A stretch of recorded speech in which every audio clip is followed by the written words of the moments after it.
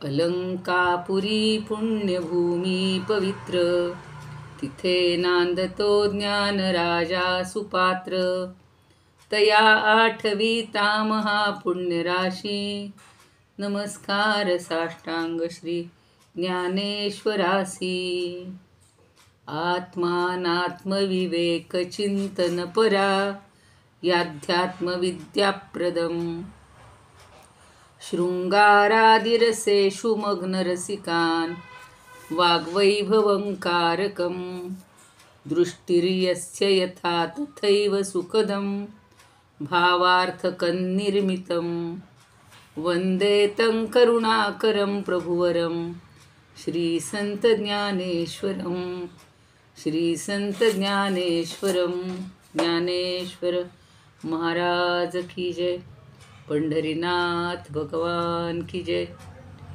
जय तू श्रीकृष्ण, जय तू ज्ञानेश्वर.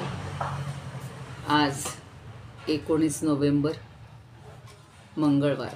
सर्वांना शुभेच्छा पुन्हा देते. महत्त्वाची तारीख आहे आपल्या दृष्टीनं, 5 वर्षातली महत्त्वाची. उद्याची 20 नोव्हेंबर. उद्या आहे मतदान. सर्वांनी आपलं राष्ट्रीय कर्तव्य करायला पाहिजे. घरातली फिरायची वगैरे कर्तव्य उद्याच्या दिवस बाजूला ठेवायची. आपला क्लास तेवढा होईल, कारण 11 ते 11:15 काही अगदी फार तेवढ्याच वेळात कोणाला मतदानाला जायला नको. 11च्या आधी जाऊन या किंवा 11:15 नंतर जा, पण मतदान नक्की करा सगळ्यांनी. आणि योग्य करा, सारासार विवेक ठेवून, आत्मानात्मविवेक ठेवून करावं. आपल्या देशाचं भवितव्य आपल्याला लक्षात आलं पाहिजे आणि आपल्या सगळ्या संस्कृतीचं जतन करणं हे आपलं कर्तव्य आहे. तेव्हा कुठल्याही मोहाला बळी पडू नका, मोहाधीन होऊन मतदानाला जाऊ नका. शांत चित्तानं आपला कृष्णाय वासुदेवाय किंवा उठला तरी मंत्र म्हणत छानपैकी कृष्णासारखं किंवा रामासारखं आपल्याला चांगलं आचरण करायचे.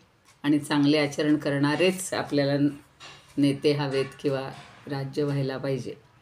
94वा श्लोक काल पाहिलेला होता. जे हे श्रवणे पाठे अर्थे, गीता नेदी मोक्षा आरोते.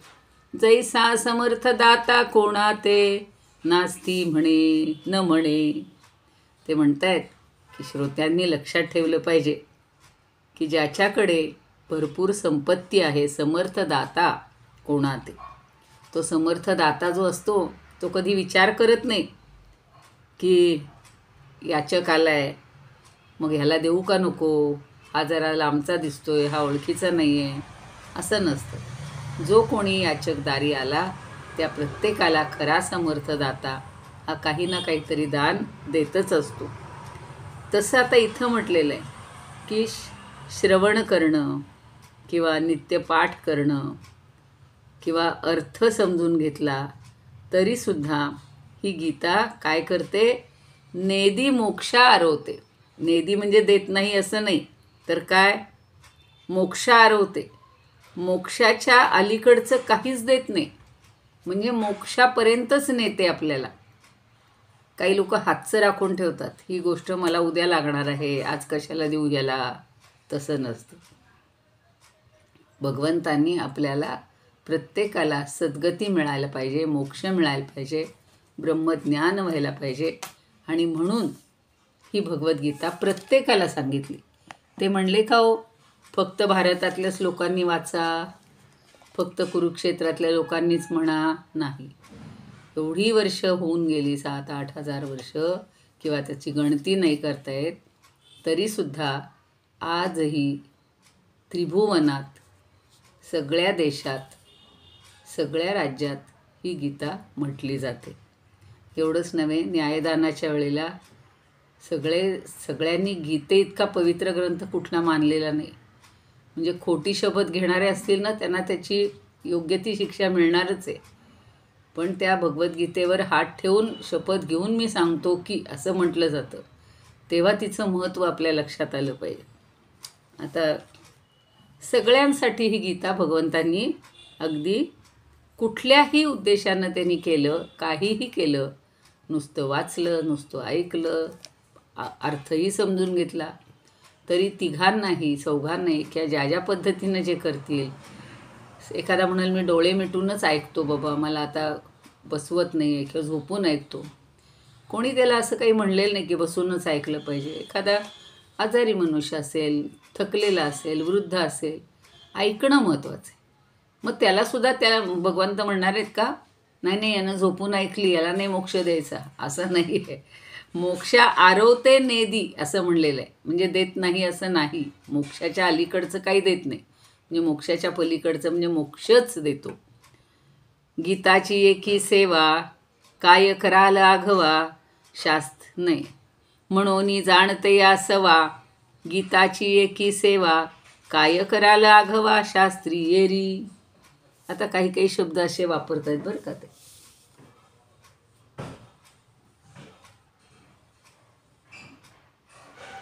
सवा शब्द वापरलेला आहे. सवा सवा शब्द सर्व अशा अर्थी वापरलेला आहे. कधीच असं ऐकलेलं नव्हतं. तर काय म्हटलं त्यांनी, म्हणून जाणत या सवा म्हणजे सर्वे. ही गीता सगळीच्या सगळी जर ऐकली. आणि पुढं म्हणलेलं आहे सेवा. गीताची एकी सेवा. सेवा म्हणजे सेवा असं नाही, सेवन करा. तर गीतामृताचं सेवन करा. कुठे? काय करा लाघवा शास्त्री येरी. म्हणजे त्या गीतेलाच आपण शरण जावं, तिचंच सेवन करावं, बाकी शास्त्रांच्या आडवाटेला जाऊ नये. आता जसं हल्ली असं असतं बघा, एखादी श्रेष्ठ किंवा चांगली गोष्ट असेल, मग ती शिक्षण संस्था असेल किंवा एखादी चांगली वस्तू आपल्याला घरात घ्यायची असेल, तर भुरळ पाडणाऱ्या, परवा ते मी सांगितलं ना व्याख्यानाला आले होते, त्यांनी छान सांगितलं की त्या नावाच्या एखाद्या कंपनीचा ब्रँड असतो आणि तो इतका डोक्यात ठसलेला असतो. जसं आता घरातली म्हणलं की अंजली, पण त्या अंजलीचं स्पेलिंग जे असेल ना, त्याच्यात त्याच नावाचा काहीतरी बदल करून अंजली म्हणूनच घालतात. आणि मग लोकांना कमी प्रतीचा माल दिला जातो, लवकर तुटणारा माल दिला जातो, जे नीट काम होणार नाही तसा माल दिला जातो. तसं इथं म्हणतात की इथे जर तुम्हाला गीतेच्या इतकी खात्री दुसरी कुणाकडूनच मिळणार नाही आहे, मग इतर मोक्ष न देणारी इतर शास्त्र आपल्याला काय करायची? जे शास्त्र मोक्ष देण्यास असमर्थ आहे त्या शास्त्राच्या वाटेला जाऊच नाही. लोक काय म्हणतील, आम्ही तुम्हाला 2 मंत्र सांगतो, 2 श्लोक सांगतो, एवढे फक्त रोज म्हणा, लगेच तुम्हाला हे मिळेल. पण आपल्याला मोक्ष हवा आहे. ऐहिक संपत्ती, भौतिक सुख हे चिरंतन टिकणारं नाही आहे. त्यामुळं भगवद्गीतेतला जे ज्ञान आहे, जो उपदेश आहे, जे मार्गदर्शन आहे, ते आपल्याला पक्कं वाटलं पाहिजे. इतर शास्त्रांच्या नादी लागायचं नाही. काल झालंय आपला हा विषय. आता पुढं तर काय काय शब्द वापरलेत बघा. आणि कृष्णार्जुनी मोकळी गोठी चावळिली जे निराळी. ते श्री व्यासे केली करतळी घेवो ये ऐसी. म्हणून कृष्णार्जुनी मोकळी. कृष्ण आणि अर्जुन यांनी जी सांगितलेली आहे किंवा यांच्यामध्ये जे भाषण झालेलं आहे, ती काय आहे, गोठी चावळिली. गोठी म्हणजे गोष्ट, आणि ती सगळी सांगितलेली आहे.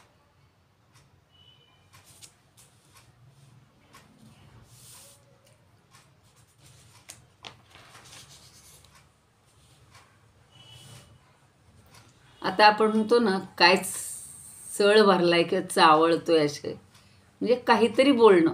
पण बोलणं हा शब्द तिथे आहे. कुणी बोललेली आहे ही? कृष्णार्जुनाने. म्हणून त्या दोघांनी जी काही गोष्ट बोललेली आहे, जे निराळी हा शब्द पण वेगळ्या अर्थी वापरला आहे बघा त्यांनी. आपण म्हणतो यापेक्षा ते निराळा आहे, निराळी शब्द नाही. निराळी म्हणजे काय म्हणू आपण, आकाशात आकाशात बोलली गेली. ती अशी कुठल्या घरात बोलली नाही किंवा कुठेतरी विशिष्ट हल्ली असतात ना स्पेसिफिक एखादी रूम कंपार्टमेंट, तशी नाही सांगितलेली. तर म्हणून त्यांनी म्हणले, गोठी चावळिली जे निराळी ते श्री व्यासे केली करतळी. हा महत्त्वाचा आहे. ती अशी विशाल ह्याच्यात बोललेली होती, ओपन टू ऑल होती. म्हणून असं त्यांनी वापरलेलं की गोठी चावळिली जे निराळी. निराळी म्हणजे मोकळ्या आकाशात, मोकळ्या मैदानात अशी जी गोष्टी केली होती, असा जो संवाद झालेला होता. श्री व्यासे केली करतळी. ती श्री व्यासांनी काय केलं? करतळी. करतळी म्हणजे अगदी सोपी करून सांगितलेली, अगदी थोड्या जागेमध्ये केलेली आहे.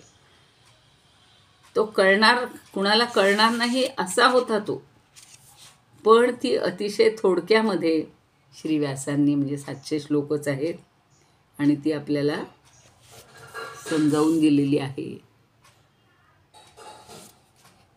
म्हणून आपलं भाग्य आहे की त्या कुरुक्षेत्रावर, मोकळ्या मैदानावर अध्यात्माचा संवाद जो श्रीकृष्णांनी केला, तिथं कुणाला बंधन नव्हतं, पण दोघांव्यतिरिक्त कुणाला कळणारही नव्हतं.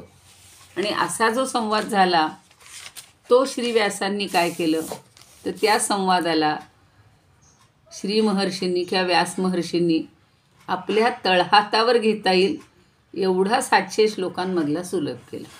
परवा आपण पाहिलं होतं की सगळ्या वेदांमध्ये जे सांगितलं आहे त्याचं सार आहे महाभारत. सगळ्या महाभारतामध्ये जे सांगितलं आहे त्याचं सार आहे भगवद्गीता. आणि सगळी भगवद्गीता जी सांगितली त्याचं सार आहे शेवटचा श्लोक. ही लिंक सोडायची नाही. मग आता इथे तेच पुन्हा धागा धरून म्हणतायत ज्ञानदेव की एवढ्या मोकळ्या मैदानावर, कुरुक्षेत्रावर त्या दोघांना अनिर्बंधपणे जी सगळी गीता सांगितली किंवा जो संवाद झाला, आणि त्या संवादाला चांगली अगदी सुखाची भरती आलेली होती, पण ती मात्र श्री व्यासांनी अगदी आपल्या हातात, करतळावर, तळहातावर बसेल अशी एवढीच केली. जसं आपण बघा मोठाल्या पंक्ती निघतात त्यावेळेला केवढ्याल्या त्या काहिलीच्या काहिली मोठं भरून प्रसाद होतो. आणि कोणी जेवताना अगदी ओरपून जेवतात, भरपूर खातात. पण एखादा म्हणतो मला एवढासाच प्रसाद द्या, तो करतळावर घेतो. म्हणून शंकराचार्याने म्हणलेलं आहे, करतल भिक्षा तरुतल वासा तदपि न मुंचती आशा पाशा. म्हणजे अशी जरी अगदी माणसावर वेळ आली की काही वस्त्र नाही, काही भांडी नाहीत, आणि तो फक्त हातामध्ये करतळावर भिक्षा घेतो. तुम्हाला माहिती असतील काही लोक असे येतात रस्त्यावर आणि अशी भिक्षा घेतात आणि असंच खातात, काही त्याच्याकडे नसतं म्हणून. पण इथे व्यासांनी काय केलंय, तुमच्या करतळावर मावेल एवढंच ते ज्ञान आहे. म्हणजे त्यांना असं सांगायचं आहे की हे 700 श्लोकाचा सुद्धा आपल्याला बाऊ वाटतं कामा नये. ती अगदी मोजकी थोडक्यात सांगितलेली आहे. आणि हा खरा त्याचा विस्तार मोठा आहे, आकाशव्यापी विस्तार आहे, संवाद आहे.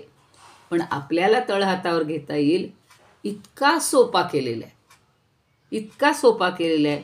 म्हणजे श्रीकृष्णाच्या आणि अर्जुनाच्या अवकाशात विरून गेलेला अपूर्व संवाद हा 700 श्लोकामध्ये शाश्वत केला. वास्तविक तो आपण म्हणतो ना, नळी फुंकिली सोनारे इकडून तिकडे गेले वारे. किती ऐकलं तरी काहींच्या डोक्यात फरकच पडत नाही. पण अर्जुनावर जो फरक झालेला आहे तो तिथे संवाद संपला का? नाही, तो आपल्यासाठी शाश्वत रूपानं राहिलेला आहे. पुढची बघूया उभी. बाळ, आता पुढचं सोपं म्हणजे आपल्याला जरा काही थोडंसं कठीण असं काही मार्गदर्शन करत असतील की लगेच एखादी छान सोपी हे उपमा देतात. बाळका ते बोरसे माये जई जेऊ ये बैसे तैतया ठाकती तैसे घास करी. किती सोपं सांगितलं बघा की वोरसे म्हणजे प्रेमाने.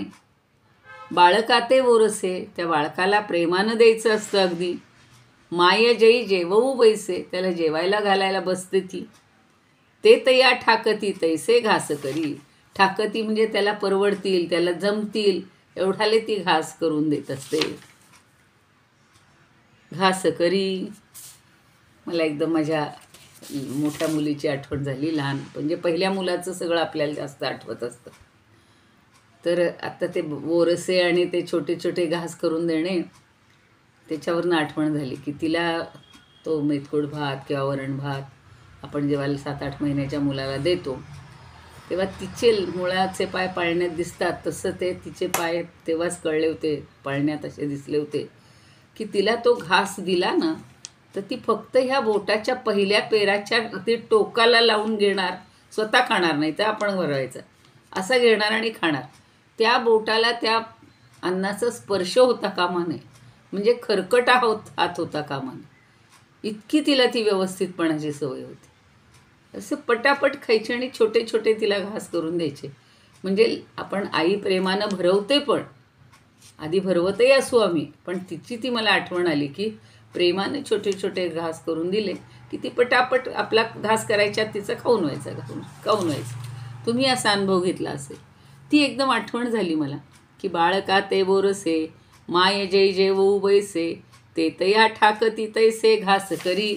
मग तिला एवढा मोठाला घास दिला असता तर चालला असता का हो?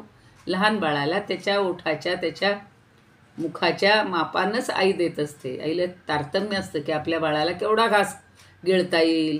उगाच मोठे मोठे घास देणार नाही, अगदी चिटू चिटू एवढा एका दाण्याचाही देणार नाही, चिमणीला कावळ्याला देतात तेवढा, तसं नाही. पण इथं सगळं तारतम्य आणि प्रेम ह्या 2 गोष्टी ज्ञानदेवांनी खूप सांगितलेले. तसा ती घास करून देत असते. तसं का अफाटा समीरणा. अजूनही पुढे एक उदाहरण देतात. आपैतेपणे शहाणा केले जसे विंजणा निर्मुनिया. हे तर मला कल्पना इतकी आवडली बघा की अफाटा समीरणा. का म्हणजे प्रश्नचिन्ह आहे प्रत्येक ठिकाणी. अहो समीरण म्हणजे वारा. हा वारा कसा आहे हो? अफाट आहे. एवढा मोठा वारा असतो, त्याची शक्ती, त्याची सामर्थ्य हे जर आपण समजून घ्यायचं ठरवलं तर तो आपल्याला कवेत घेताच येणार नाही. पण अशा बेफाम वाहणाऱ्या वाऱ्याला शहाणा माणूस काय करतो? आपैतेपणे शहाणा स्वाधीन करून घेतो. आपैतेपणे म्हणजे शहाणा माणूस त्याला स्वाधीन करतो, नियंत्रणात आणतो. कसे? केले जैसे विंजणा निर्मुनिया. म्हणून त्याला विंजण म्हणजे वारा. आपलं पंखा तयार करतात की नाही, आणि मग पंख्यामुळं असा पण आपण त्या कागदी किंवा पुठ्ठ्याच्या वगैरे किंवा अशा हल्ली वेगवेगळे निघालेत काठ, काय म्हणतात ना, वेळूच्या वगैरे अशा त्या छान पंखे बनवलेले असतात. आता हल्ली फॅन आहेत, मोठे आहेत, वाऱ्यावरचे आहेत. पण असे राजे राजवाड्यांना किंवा मोठ्या व्यक्तींना घालायला पंखे कसे असतात, किंवा देवाला व्हायचा पंखा. आता त्या श्रीकृष्णाला तर मोरपिसांचाच पंखा असतो. तर इथं शहाण्या माणसाचं सांगितलं की शहाणा मनुष्य एवढ्या मोठ्या वाऱ्याला आपल्याला आव्याकात पुरत नाही, म्हणून त्याला नियंत्रणात आणून त्याला स्वाधीन करून छोट्याशा पंख्याने वारा घेतो. निर्मुनिय म्हणजे निर्माण करून. तसं आता पुढं काय सांगतात? तैसे शब्दे जे न लभे ते घडूनिया अनुष्टुभे स्त्री शूद्रादी प्रतिभे सामाविले. तसं जे शब्दांना कधीही समजत नाही किंवा समजलं नाही किंवा गवसत नाही, ते भगवंतांनी काय केलं? एवढं मोठं तत्त्वज्ञान अनुष्टुप छंदात नेमकेपणानं गुंफलंय आणि स्त्री शूद्रातिकांच्या बुद्धीला झेपल असंच व्यासांनी शब्दबद्ध केलं. तैसे जे शब्द न लभे ते घडूनिया अनुष्टुभे. अनुष्टुप वृत्त माहिती आहे सगळ्यांना. संपूर्ण गीता ही जास्ती करून अनुष्टुप. मग त्रिष्टुप वगैरे काही श्लोक आहेत ज्याला चाली वेगळ्या बदलतात. 11व्या अध्यायात आहेत किंवा प्रत्येक 8वा वगैरे अध्याय, 9वा अध्याय, की ज्याच्यामध्ये मध्ये थोडेसे वेगळ्या मीटरमध्ये वृत्तामध्ये बसवलेले आहेत. ते अगदी विरळ आहेत, पण अनुष्टुप वृत्तात हे सगळं बसवलेलं आहे. आणि ते कुणाला चालेल? स्त्री शूद्रादी प्रतिभे सामाविले. स्त्री शूद्र इत्यादींच्या प्रतिभेला किंवा बुद्धीला झेपेल असे शब्दबद्ध केले. म्हणजे त्यांचा संवाद अगदी असाच्या असा असेल असं नाही सांगता येणार, पण त्याचं जे सार आहे ते त्यांनी इथं 700 श्लोकात ग्रथित केलेलं आहे असं आपल्याला सांगतं.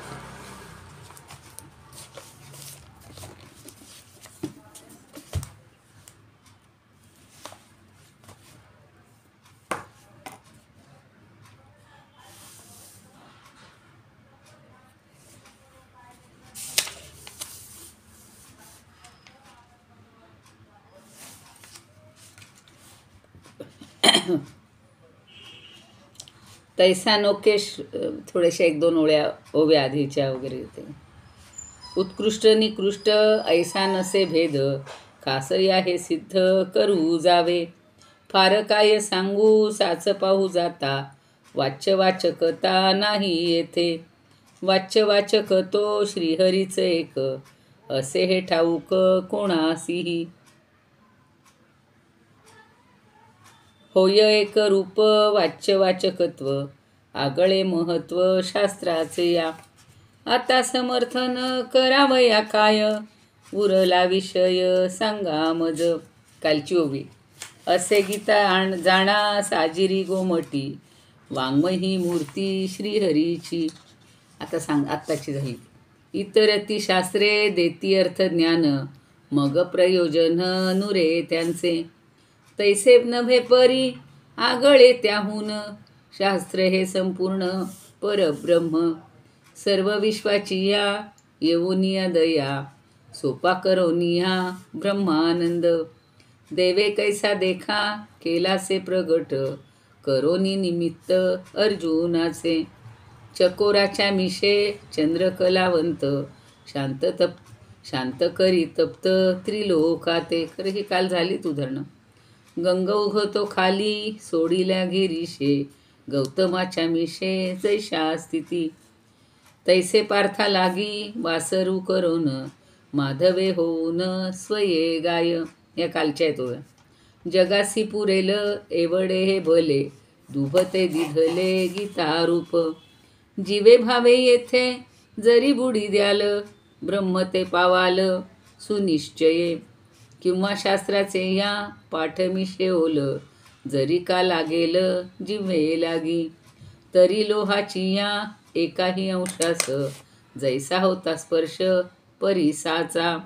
लोह ते सर्वांगी पावे सुवर्णत्व, तैसेची ब्रह्मत्व लाभे येथे. पाठरूपी वाटी लाविताची ओठी, अंगा येई पुष्टी ब्रह्मत्वाची. न लागो ते ओठी पाठाचेही ओल, परी कान द्याल जरी येते. तरी श्रवणेही फलप्राप्तीतीच, श्रेष्ठत्व ऐसेच शास्त्राचे या. सर्वथा समर्थ. आता ही आज इथली ओवी करे आत्ता सुरू झाली. सर्वथा समर्थ दाता जैसे येथ, म्हणे ना कोणा ते नाही ऐसे. तैसे मोक्षाविण दुजे नेदी काही, गीता श्रवणेही पाठे अर्थे. म्हणून ज्ञात्याची संगती पाहून, करावे सेवन गीतेचेच. करावा तो काय शास्त्रांचा विस्तार, होय जो इतर गीतेहून. कृष्णार्जुनाचा ह्या स्वच्छंद संवाद, सर्वता अगाध आकळाया. स्वच्छंद म्हणजे मोकळा, जे मगाशी झालं आपलं ते. परी तोची केला स्पष्ट आणि सोपा, व्यासदेवे कृपा करोनिया. बाळकासी सुखे घेवो येती ऐसे, घास देई जैसे प्रेमे माता. आता मी सांगितलं तुम्हाला उदाहरण. नातरीच्या तुरी पंख्यांची या द्वारा, अफाट हिवारा वश केला. तैसे तत्व नये बोलता जे शब्दी, अनुष्टुप छंदी रचोनिया. आत्ता जे सांगितलं अनुष्टुप छंदात रचले. स्त्रिया शूद्रादी का आकळेल भले, ऐसे सोपे केले व्यास देवे. पडोनी आता पुढची ओवी आहे.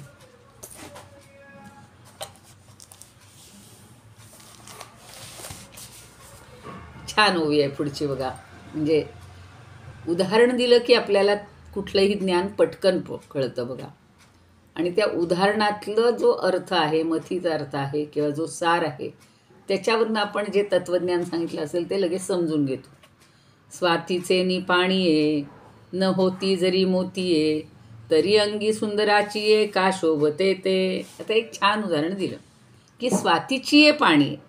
स्वाती नक्षत्रातलं जे पाणी आहे किंवा थेंबाचं जे थेंबर पाणी असतं, न होती जरी मोती आहे, तर त्याचा मोती भगवंताच्या कृपेनं जरी घडला नसता तरी काय झालं असतं, तरी अंगी सुंदराची ये, का शोभते ते. जर ते मोती झालेच नसते तर सुंदर स्त्रियांच्या अंगावर शोभून कसे दिसले असते. म्हणजे पाण्याचे मोती होतात म्हणून त्यांना अलंकाराचं भाग्य लागतं.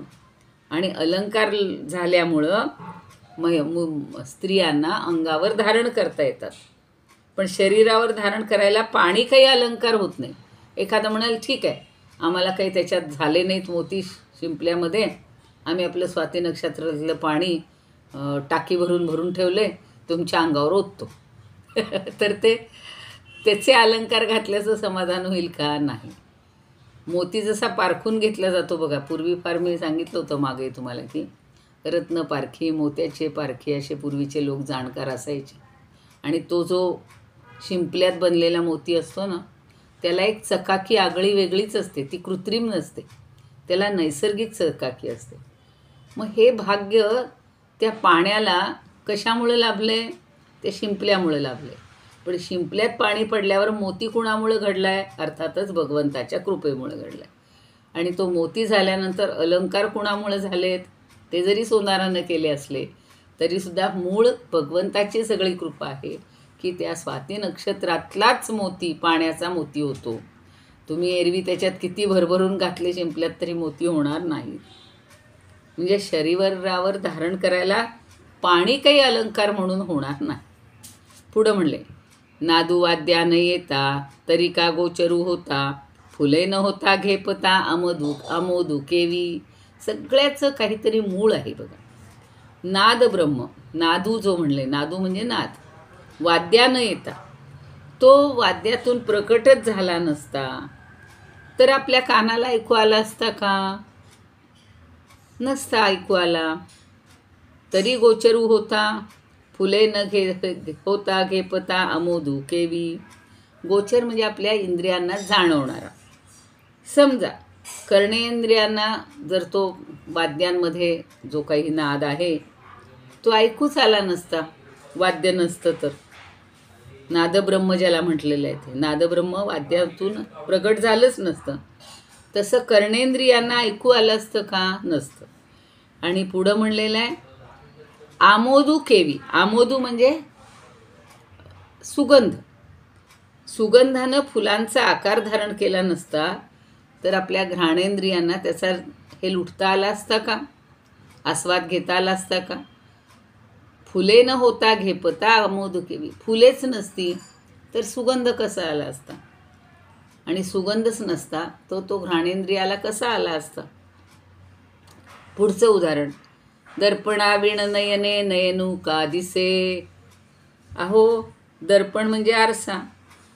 जर आपल्याला आरसाच नसता तर दर्पणामध्ये आपलं मुख पाहायला मिळालं असतं का? हो, नाही. म्हणजे प्रत्येकाचं महत्त्व किंवा प्रत्येकाचं जे काही आहे, काय म्हणू आपण, सामर्थ्य, ते त्याच्या ठिकाणीच आहे. तसं ते दर्पणाचे खरं मला आता आठवत किंवा काहीतरी गाव. पण दर्पण म्हणजे आरसा. आरशामध्ये आरसा निर्माण झाला म्हणून माणूस आपलं मुख रोजचं बघा, एवढे तरुण असतात. रस्त्यानं तुम्ही पाहिलं असेल कधी, आमच्या इथून अशा गाड्या लावलेल्या असतात.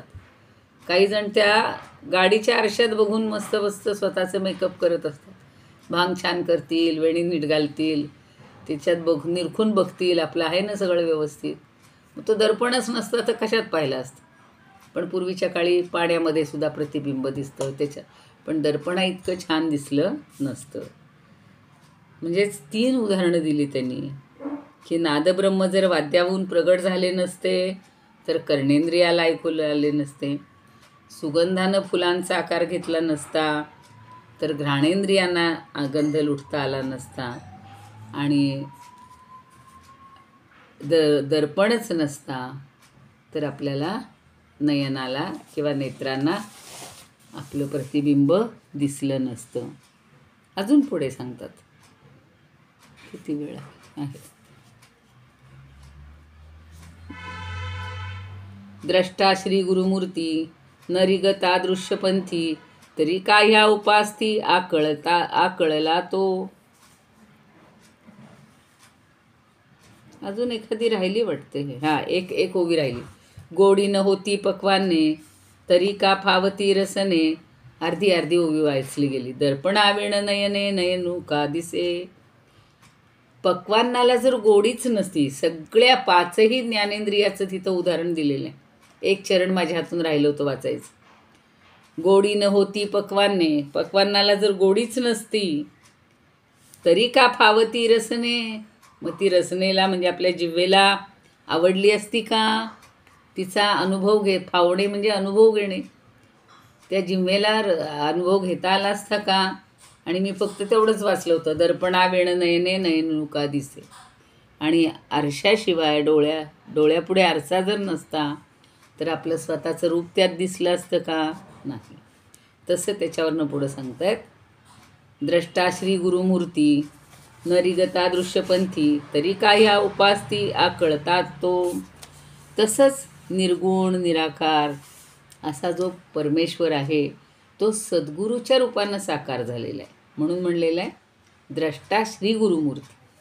आणि तो दृष्टीच्या आवाक्यात आलाच नसता तर मग या परब्रह्माला कोणत्या उपासनेच्या तरी काह्या उपास्ती. काह्या म्हणजे कोणत्या.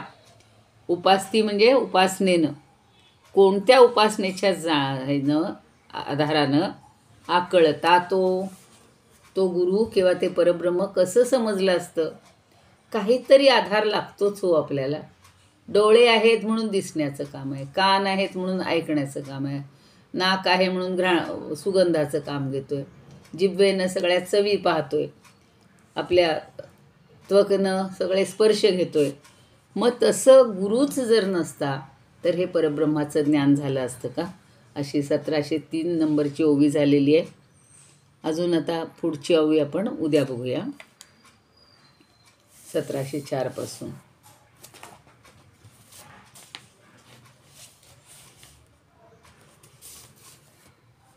पडोनी उदक स्वाती नक्षत्रात न होती शिंपात जरी मोते तरी ती सुंदर अंगणांच्या अंगा कैसी देती सांगा दिव्य शोभा. कानासी गोचर नाद कैसा होता जरी तो न येता वाद्य रूपा. किंवा पुष्परूप सुगंध न होता तरी घेऊ येता कैसा घ्राणे. घ्राण म्हणायचं, घाणणे म्हणायचं. घ्रा म्हणजे हुंगणे. हुंगण्याचं काम फक्त नाक करू शकतं. जिव्हे लागी गोडी कैसी कळो येती जरी पक्वांनी ती राहतीना. किंवा दिसे काय दर्पणा वाचोन नयने नयन पाहू जाता. निर्गुण श्री गुरु सगुण न होता भावे कैसा येता आकळाया. इथपर्यंत झाले आपलं आता. इदमुपकर्तुं भुवनमण्डलं समुदितमिव भास्करं सादरं वन्दे ज्ञानेश्वरं. त्रिभुवनमाता भगवद्गीता लोकमंगला लोकविश्रुता